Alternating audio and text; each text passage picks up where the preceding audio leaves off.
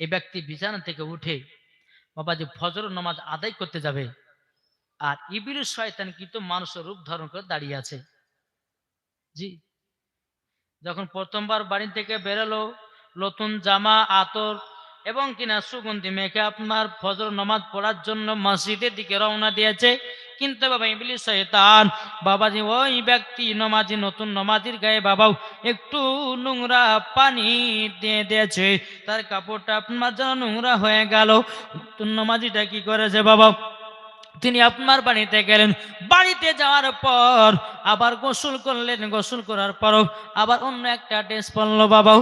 Dress পরার পর আবার যখন ফজর নামাজ পড়ার জন্য আবার বাড়িয়ে গেলেন, বাড়িতে গেল আবার শয়তান তাকে কাদাতে ফেলিয়ে দিয়েছে। কাদাতে যখন আপনার ফেলিয়ে দেওয়াও, আবারও তিনি বাড়িতে গেলেন, যাওয়ার পরে আবার গোসল করলেন, আবার অন্য একটা ড্রেস পরে বাবাও আপনার টুকটু টুকটু করে মসজিদের দিকে নামাজ পড়া